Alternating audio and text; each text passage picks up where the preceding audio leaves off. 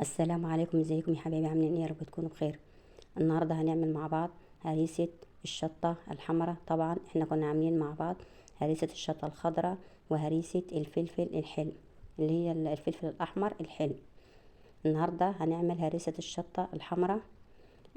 طبعا هريسه الشطه الحمراء ما بنستغناش عنها في اي اكلات، في اي مخللات، في اي بتنجال، في اي محاشي، اسماك، كل حاجه ما بنستغناش عنها. وهنعملها بطريقتين. تمام كده، تابع معايا الفيديو الاخر عشان في حاجات مهمه. طبعا الشطه موجوده في السوق، يعني ده موسمها. طبعا هي غاليه شوي، بس لا غنى عنها في المطبخ، بنحتاجها في كل حاجه. طبعا انا عندي هنا بحب الحاجات سبايسي، يعني بحب الحاجة حراقة شوية في المحشي وفي في السلطة وفي كل حاجة بحتاج، يعني ايه، بحب الحاجات تكون حراقة شوية. هنا بقى معايا كيلو فلفل زي ما انت شايفة كده. طبعا انا جايباه ب10. طبعا هي الاسعار نزلت، يعني الفلفل ده كان الكيلو ب20 جنيه. طبعا اول زي ما قلت لكم قبل كده في فيديو، اول ما بلاقي الشطه الحمراء دي بجري على طول. لو محتاجه مثلا بطاطس او اي حاجه بنزل من لو هجيب 2 كيلو او 3 بجيب مثلا كيلو، واضطر ان انا اجيب ايه الشطه، عشان الشطه دي ما تبقاش موجوده يعني في السوق كتير، يعني نادر لما تلاقيها موجوده. طبعا ده كيلو، اللي قدامكم ده كيلو. طبعا ما هغسله ونقطعه ونعين القمع اللي هو الاخضر ده، وبعد كده هنقطعه. طبعا عشان ما اطولش عليكم الفيديو هقطعه وبعد كده ارجع لكم تاني. تمام كده.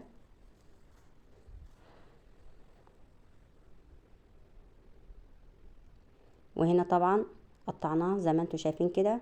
طبعا معروف بتقطعيه يا اما بالمقص عشان الشطه اللي فيه، يا اما طبعا بتلبسي كلابز وتقطعيه بالمقص، تقصيه كده بالمقص، يا اما على قطعه كده بالسكينه. بس اهم حاجه تلبسي كلابز عشان الشطه لو عندك حساسيه ولا حاجه، لو عندك حساسيه ولا حاجه. طبعا زي ما انت شايفه الشطه اللي هي الحمرا دي بتبقى حراقه. طبعا لو عندك لا قدر الله عندك حساسيه ولا حاجه بتفضل في الايد. يعني انا قبل كده ما لبستش كلافز وقطعت الشطه بايديا، يعني قعدت طول اليوم ايدي بتحرقني، ما كنتش عارفه احط لهاش. يعني ايه، خلي بالك خلي بالك. هنا بقى طبعا زي ما انتم شايفين مقطعه كويس، مقطعه يعني. طبعا انت كده كده هتعمليها في الكبه يا اما في المفرمه، كده كده ايه، مقطعه كبيره او صغيره عادي. بس اهم حاجه ما تعينيش البذور. تمام كده، البذور اللي بيضه، عشان دي اللي بتفرق لك بين الشطه الحراقه والشطه البارده. يعني هي البذور دي هي اللي بتعمل الشطشطه في الاكل. تمام كده، يعني ما تعينيش البذور، عشان لو عينتي البذور كده كده كده الشطه هتبقى بارده. تمام كده. هنا بقى طبعا معايا في الكبه الصغننه الكويتة الصغنونه دي. هي طبعا بتاخد وقت معايا في في الطحنه. عشان كده انا ما بجيب لكمش يعني الخلاط، او ما بجيبش طريقه الطحن قدامكم. عشان ايه؟ بتاخد وقت كتير لان هي صغيره وبتاخد كميه قليله. ان شاء الله ربنا يكرمني واجيب كبه كبير.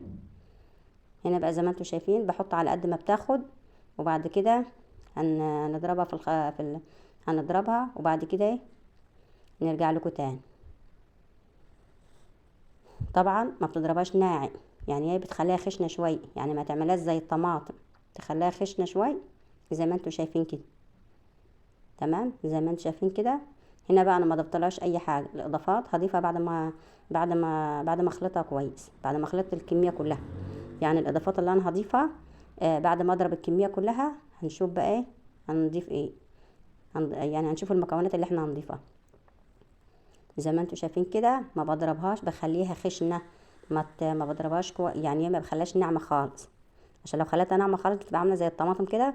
انا بحب اخليها كده عشان لو حطيتها المخللات، لو حطيتها البتنجال تبقى ايه، ما تبقاش مهموقه كده وطريه وتنزل ميتها. تمام كده، اما يكون خشنه كده ما تنزلش الميه بتاعتها.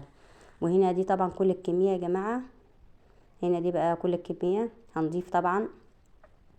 هنا بقى عشان المادة الحافظة، عشان الحاجة ما تبص منك. هنا معلقة ملح، ما تكتريش عشان ممكن تنسى وتزودي ملح في الوصفة. يعني تزودي ملح في الوصفة فكده الوصفة تطلع معاكي حادة. ما تكتريش يعني. طبعا ده كيلو، انا حاطه اقل من معلقة كبيرة، وحاطه برضو معلقة سكر. يبقى الملح والسكر هنا مادة حافظة. هنا بقى مش هضيف اي اضافات، يعني في الوقت ده مش هضيف اي اضافات. هحط نص الكمية في برطمان. تمام كده، هحط نص الكمية في برطمان طبعا البرطمان ده هيبقى للاكل، للمحاشي، للاكل وللمحاشي وللمخللات. ونص الكمية تانية هنضيف عليها كذا مكون كده. تمام كده. طبعا زي ما قلت لك احنا عملنا هريسة الشطة الخضراء في فيديو قبل كده، وعملنا هريسة الفلفل الحلو الاحمر الحلو عملنا برضو في فيديو. لو حابة تتفرجي خشي على على القناة واتفرجي يعني، واتفرجي على الفيديو لو هتستفيدي منه. يعني ايه اتفرجي على الفيديو، ان شاء الله هتستفيدي منه. هنا بقى زي ما انت شايفه طبعا داخل علينا الشهر الكريم، حاجتك تبقى موجوده في البيت بالذات طبعا لسه. وطبعا الشطه دي معروفه، يعني انا عندي شنطه محطوطه كنت جايباها خضراء وكسلت اعملها، يعني ايه مرضوش اوريها لكم برضه عشان شكلها ومنظرها، اضطرت وباظت. لان معروف ان الشطه بتبقى ميه، عباره عن ميه. ان قعدتيها وتركتيها في التلاجة خسارة بتبوظ، والحاجة غالية. يعني بتيجي وقت عليكي الكيلو ب20 والكيلو ب25 وما بتلاقيهاش. طب ليه ما انت تجيبيها وخسارة كده وهي طازة كده تعمليها، تحفظيها في الفريزر، تعمليها زي كده وتحطي على وشها. هنحط على وشها برضو حاجات كده وتحطيها في التلاجة، ما يجرالهاش اي حاجة. وهتعيني بالمعلقة، يعني بدل ما تكسلي وتجيبي القرن ولسه هتخرطيه ولسه هتضربيه في الكبة وهياخد وقت معاكي، لا اعملي الكميه كلها وحطي بقى مثلا في برطمانات، حطي في اكياس صغيره على قد ما انت عايزه. تمام كده. هنا بقى شلنا نص الكميه أو اكتر، يعني 3/4 الكميه. وهنا بقى معانا يعتبر ربع. هنا بقى ايه معايا جزر، معايا خل، ومعايا ليمون. هنا معايا جزر وهنضيف عليه ليمونه كبيره، وهنضيف خل ومعايا توم، كام فص توم كده فرمان فرم ناعم. تمام كده. ومعايا فلفل وكمون. طبعا ما نضيفش ملح عشان احنا ضفنا الملح والسكر في الاول، ما نضيفش ملح تاني. هنا بقى معايا فلفل وكمون وكزبره، ومعايا توم. الخلطه دي بقى ليه الخلطه السحريه دي هتحطيها في برطمان برضو لوحديها. تمام كده. او ممكن تحطيها في كيس وتحطيها في الفريزر. دي بقى لانواع اي بتنجان. تمام كده. اي بتنجان اي نوع اسماك. تمام كده. يعني اي نوع اسماك هتحطيها، يبقى دي للاسماك، دي للاسماك وللبتنجان. اي بتنجان مخلل مقلي اي حاجه هتحطيها. تمام كده. والبرطمان التاني هتحط منه للاكل وهتحط منه لاي نوع من المخلل. تمام كده. يبقى ده للبتنجان، وده للبتنجان اي نوع بتنجان مقلي او مخلل، والاسماك. تمام كده. طبعا لو هرسة شطه خضرا برضو هتعمليها نفس النظام، احنا عملناها برضو قبل كده نفس النظام. تمام كده. هنا بقى نحطها ببوله زي ما انتم شايفين كده. وبعد كده هتحطيها بقى تحفظيها، عايزه تحطيها برضو ببرطمان، عندك برطمان مثلا مش عندك بقى بتنجان وعندك ولو حطيتيها في التلاجة ممكن يعني هتعوق معاكي، حطيها في الفريزر. يعني مثلا مش محتاجه تعملي بتنجان دلوقتي، ممكن تقعدي اسبوع ما تعمليش. مش محتاجه مثلا تعملي اسماك دلوقتي. تمام كده. اركنيها بقى في الفريزر.